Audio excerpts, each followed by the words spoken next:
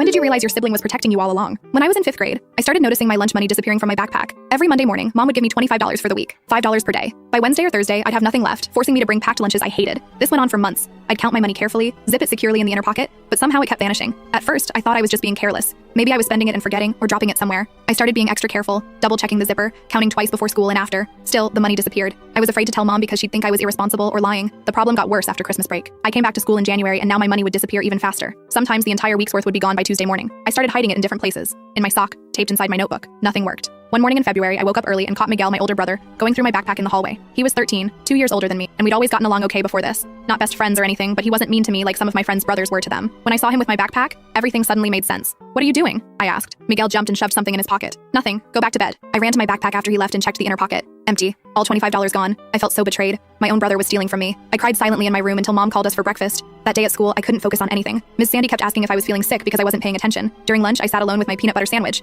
watching other kids eat hot lunches. Matthew from my class offered me some of his fries, but I was too embarrassed to accept. After school, I decided to tell Mom everything. Miguel wasn't home yet from basketball practice, so I showed her my empty backpack and explained what I'd seen that morning. She looked really disappointed and said she'd handle it. I went to my room and did homework, dreading the confrontation. When Miguel got home, Mom called both of us to the kitchen table. She asked him directly if he'd been taking my lunch money. He denied it at first, then got angry when Mom said she was going to search his room. Finally, he admitted it but wouldn't say why. Just stared at the table and nodded. Mom grounded Miguel for 3 months. No video games, no friends over, no basketball except for actual team games, and he had to do extra chores to earn money to pay me back. He didn't argue or complain, which was weird for Miguel. He just accepted it silently. After that, Mom started packing my lunch every day instead of giving me money. Miguel barely spoke to me. When he did, he just asked basic things like if I was done in the bathroom or if I'd seen his homework folder. By summer, things were almost back to normal. Except Miguel seemed different. He got a job at the grocery store bagging after school and on weekends. Mom said it was good for him to learn responsibility, but I noticed he never seemed to buy anything with his paychecks. In high school, our paths didn't cross much. He was a junior when I started as a freshman. We'd nod in the hallways, occasionally sit together at lunch if our friends were absent, but that was it. The lunch money incident faded into background family history, something we never discussed. Then came the day before Miguel left for college. Mom asked me to grab a suitcase from under his bed for packing. While reaching under, my hand hit a shoebox pushed against the wall. Curious, I pulled it out.